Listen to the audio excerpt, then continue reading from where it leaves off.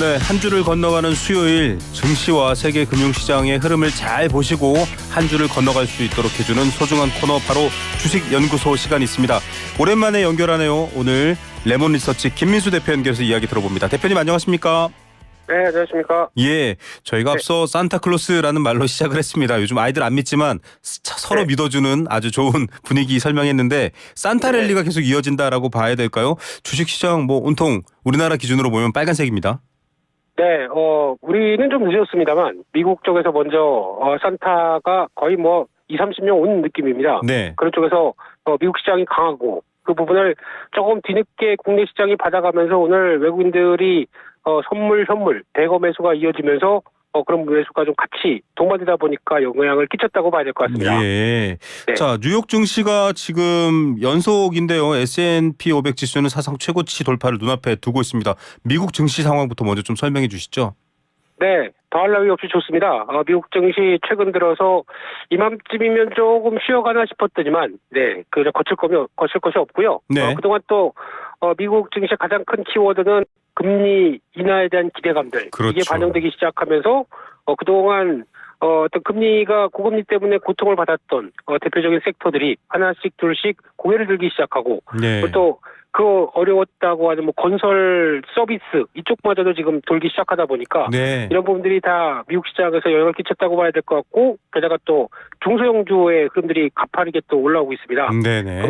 그만큼 재무구조에 영향을 많이 끼쳤을 만한 요인들이 높다 보니까 그에 따른 금리 부담을 많이 덜었다. 안쪽에서 중소형주에 대한 부담이 올라오면서 러셀 2000 지수도 가파르게, 즉 지수가 좀 약간 탄력들이 잃게 되면 중소형주 지수가 더 빠르게 올라오고 하는 현상들이 이어지다 보니까 그런 어떤 순환매적인 측면 쪽에서도 미국 시장이 좀 충분히 얘기를 할 수 있는 차원들이 들어온다, 이렇게 보여집니다. 예.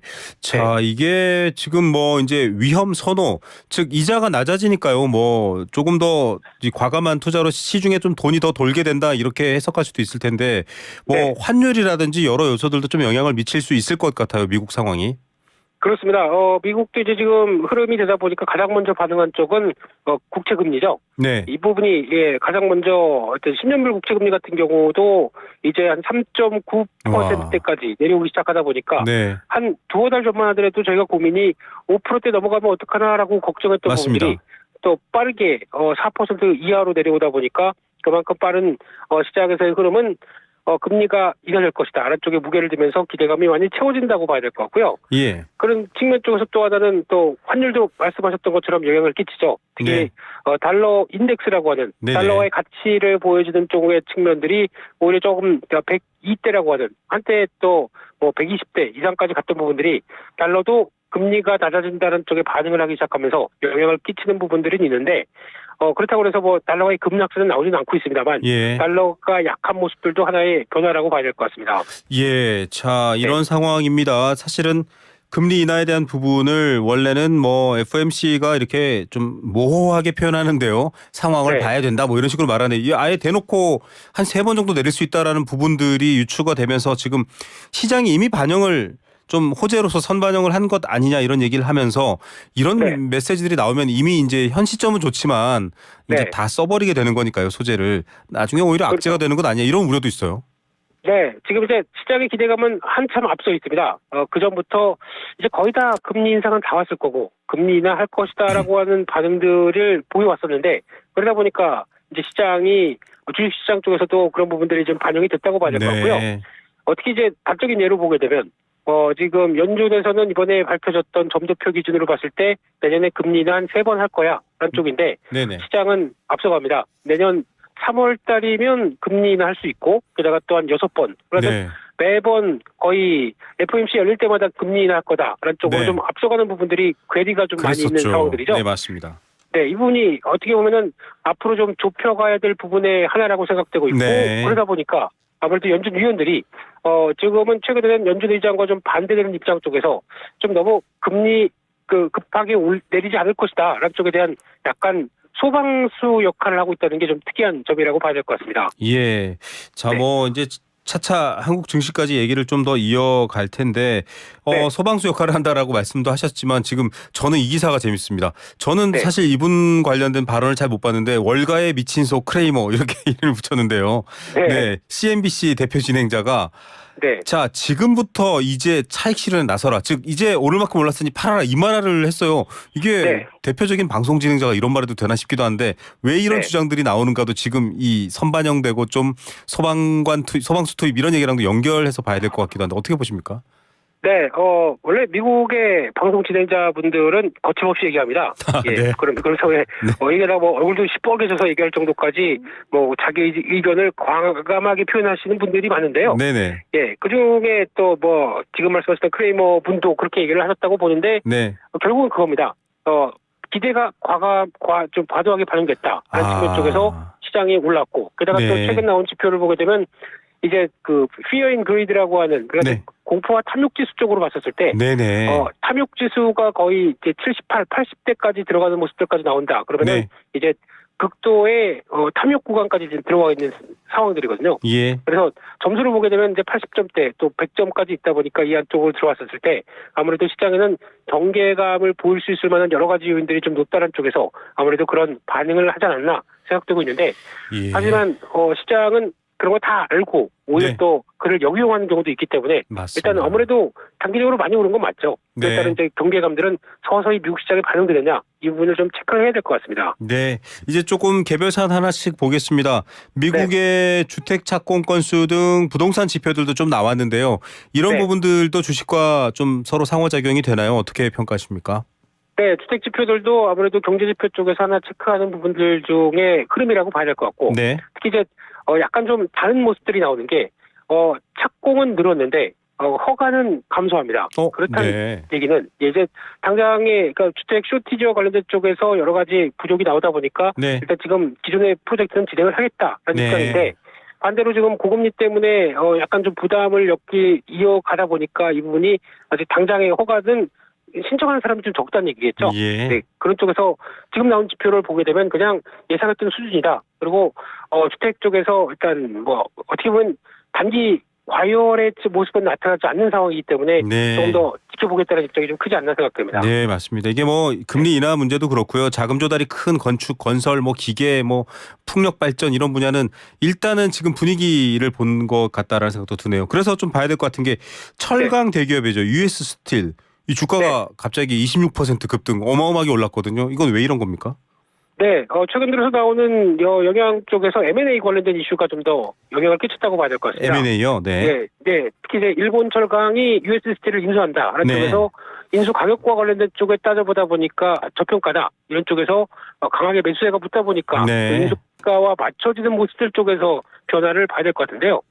하지만 지금 시장에서는 이제 철강 산업 같은 경우 상당히 오랫동안 정체를 보였고 약간 누가 지금 철강 산업해라고 하는 쪽에서 나왔을 때 네. 어떻게 보면은 하나의 종횡 합병이 나오는 어떤 M&A를 네네. 어떤 업황에서 안 좋은 시그널이 그러니까 바닥에서 나오는 M&A 큰 규모의 M&A는 어떤 네네. 업황에 턴하는 모습들이 아니겠느냐라는 쪽에서 약간 기대감이 높아지는 현실도 지금 주가에 반영됐다고 봐야 될 것 같습니다. 예, 새로운 변화 네. 같은 것들도 좀 가늠해 볼 수 있는 부분이군요. 그리고 사실은 계속 미국 증시 관련된 상황 분석할 때 이른바 빅테크 또 네. AI 관련해서 뭐 엔비디아를 비롯한 시장을 이끄는 아주 주요 주식들 얘기를 많이 했습니다. 결국 AI 문제거든요. 네. 어떻게 진행돼 가고 있습니까? 관련 상황들요?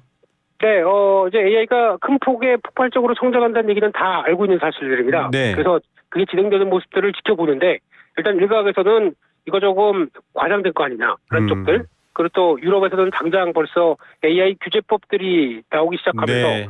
이에 따른 여러 가지 경고음들이 나오면서 어떤 경계하는 입장 쪽의 모습들도 당연히 많다고 봐야 될 것 같습니다. 그런데 워낙 빠르고 강하게 성장하다 보니까 그에 따른 제동의 모습들이 나온다는 점과 EU 같은 경우는 당장 AI가 성장할 때 EU가 누릴 수 있는 부분들이 없습니다. 그렇다는 네. 얘기는 자국의 EU 지역 쪽에서 성과를 낼 수 있을 만한 회사가 없다 보니까 일단 규제를 통해서 어떤 빅테크나 아니면 나머지 기업들이 들어오는 거를 좀 막자란 입장 쪽이 좀 더 크게 반영되지 않았나라는 생각도 들고 있고요. 예. 그런 차원으로 봤었을 때 앞으로는 이게 숙제라고 봐야 되겠죠. 예. 예. AI를 어떻게 받아들이냐도 사실 쉬운 문제는 아닙니다. 여러분 여러 가지 아직 인간이 경험해 보지 못한 문제도 내 목소리를 똑같이 흉내내고 감쪽같이 내 그렇죠. 경험과 이야기를 풀어낸다라고 하면 이건 또 다른 문제입니다. 아직 그래서 서비스 상품화에 대한 부분들을 조금 기다리고 있는 상황인데 관련해서 이제 반도체 AI도 결국 반도체가 움직이잖아요. 엔비디아가 만드는 그런데 그렇습니다. 한국도 뭐 지금 시총 2위가 바뀌고 있고 2위가 3위랑 이 삼성전자 같은 이런 뭐랄까 HBM이라고 하죠. 그 관련된 반도체 회사들도 관심이 높아집니다. 이 분야로는 계속적으로 관심을 갖고 투자를 가져야 될지 조언해 주신다면 어떻게 할까요? 네, 오늘도 이제 조금 좀 미진했던 삼성전자가 큰 폭으로 2% 이상 상승하면서 네네. 시장에서 주목을 받고 지수도 끌고 그런 모습들이죠. 네네. 그런 상황적으로 봤었을 때 일단 지금 분위기는 국내 반도체 회사는 아쉽게도 일단 뭐 시스템 반도체, 즉 뭐 GPU나 CPU를 만들 만한 상황이 아니라 네네. 메모리 그걸 쪽으로. 같이 가는 메모리 쪽이죠. 네네. 네, 그러다 보니까 그래도 AI 반도체가 컸을 때 그걸 같이 보조해서 나갈 수 있는 HBM은 같이 폭발적으로 성장한다. 이런 투자 아이디어로 인해서 그동안에 바라봤던 이제 메모리 반도체 사이클들이 저점을 찍고 돌아선다라고 했었을 때 네. 그에 따른 추가적인 플러스 알파가 더 크다라고 바라보다 보니까 이제 가장 먼저 엔비디아와 밀접한 관계를 맺고 있는 SK 하이닉스가 네. 먼저 탄력을 받기 시작했고요. 그런 과정 쪽에서 삼성전자도 의미 있는 역할을 할 것이다라는 관점들이 들어오다 보니까 요즘 들어서 외국인들의 폭발적인 매수와 함께 다시 고가를 경신하는 모습들이 나온다는 점. 이 점은 일단 내년에 또 여전히 성장폭이 크다라는 점들이 서서히 반영되고 있다고 봐야 되겠죠. 예. 그 점은 계속 체크해야 될 것 같습니다. 예, AI 관련해서 좀 모호하고 어렵고 기술적인 얘기들도 많습니다만 결국 국내에는 어떤 기업들이 AI와 연결되어 있냐는 잘 보셔야 된다 이렇게 이해하시면 될 것 같고요. 국내 증시 상황 보겠습니다. 드디어 2,600선 넘어섰습니다. 한국 증시도 좀 기지개를 펴나요? 어떻게 평가하십니까? 네, 참 늦게 평가를 받는 모습들이죠. 네. 그래서 이제 올해 다 끝날 쯤 됐더니 올해 네. 이제 고가 쪽으로 바싹 다가들면서 이어지는 흐름들 일단은 뭐 나쁘지는 않다고 봐야 될 것 같은데 하지만 이제 또 오늘 의외로 중소형주 쪽은 그만큼의 상승 탄력을 못 가져갑니다. 네. 특히 오늘 예고가 됐던 정부 쪽에서 대주주 양도세 완화와 관련된 쪽의 뉴스가 네네. 좀 확정이 돼야 될 것 같은데 네. 그에 따라서 좀 매물 부담이 단기적으로 쏟아질 수 있겠다는 쪽 때문에 투자 심리가 그렇게 강하게 보이지 못했다는 점들이 아무래도 중소형주 쪽에서는 부담이었다고 볼 수 있는데 네. 어차피 더 빨리 진행이 될 거 좀 빠르게 좀 결정내서 어느 정도 투자 심리를 돌리는데 도움이 네. 됐으면 하는 바람입니다. 예. 그리고 이게 뭐 좀 국내 주식에 여러 모든 면이 있습니다만 네. 업종 상위의 해운 네. HMM 뭐 최대 컨테이너 해운사인데 하림이 네. 지금 이제 인수합병하는 걸로 나왔었잖아요. 보도가. 네. 두 회사 모두 증시가 아주 많이 상한가를 치는 것 같아요. 그렇습니다. 지금 뜨겁게 부각을 받고 있는 상황들인데 일단 이제 할인그룹 자체적으로는 6조 한 5천억대, 6조 이상으로 가서 이 부분을 인수를 할 수 있겠느냐라는 부담감이 많이 나오긴 했지만 네. 결국에는 양적 볼륨이 커지면서 기존에 안고 있던 페노션과 어떤 벌크선과 컨테이너선의 시너지를 기대한다는 쪽에서 오히려 긍정적인 모습들이 나오긴 하는데 예. 중요한 거는 이 자금을 조달하는 과정 쪽에서 나올 수 있는 유상증자나 여러 가지 부담적인 자회사들의 모습들을 생각하게 되면 일단 무조건 긍정적으로 보기는 좀 어렵다고 봐야 될 것 같고요. 예. 하지만 HMM 밑장 쪽에서는 최근에 나오고 있는 해운 업황들이 네. 파나마운화 수에즈운화 관련된 쪽에서 여러 가지 선박이 운행이 지연되고 있고 그런 예. 쪽에서 운임 지수가 뛰기 시작한다라고 하게 되면 그에 따른 그에 따른 기대감들이 오히려 작용한다라고 했었을 때 오히려 매각과 관련된 불확실성이 끝나고 운임이 다시 상승하게 되면 오히려 HMM 쪽에는 훨씬 더 좋은 변화가 나올 것이 아니냐 이런 쪽에 반응들이 나오고 있다는 것은 좀 더 체크해야 될 것 같습니다. 예. 대표님께서 요즘 이제 한국 증시에 또 아직도 뭐 코로나 전후로 주식 투자자 수가 국민들 참여자 수가 엄청나게 늘었습니다. 몇백만 명 네.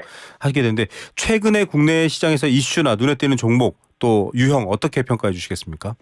네, 일단 요즘 보게 되면 신규 상장주가 또 강세입니다. 신규 상장주요. 네. 네, 그래서 신규 상장주 쪽에서 또 계속 고가를 치면서 상장하고 나서 뭐 6배, 뭐 8배 이렇게 올라간 종목들이 좀 크다 보니까 네. 대표적으로 에코브로 머티리얼즈라든가 네. 뭐 LS 머티리얼즈, 뭐 두산 로보틱스 네. 이런 쪽에 대해서 상당히 관심이 많아지는 것 같습니다. 예. 네, 그럼에도 불구하고 이 종목들의 흐름들이 어떤 수급 이슈 때문에 강하게 움직이다 보니까 시장에서 관심이 높은 흐름이라고 봐야 될 것 같고요. 네. 그 외를 뺀다라고 하게 되면 펀더멘탈로 설명할 만큼의 강한 구조를 갖고 있게 되면 조금 부담이 될 수가 있기 때문에 네. 어떤 뭐 추격 매수에서 아니면 이런 쪽에 투자의 아이디어를 갖고 공격적으로 대응한다. 이 점은 좀 지양을 할 필요가 있지 않나 생각됩니다. 예, 좀 조심하셔야 된다 이런 말씀이신 것 같고요.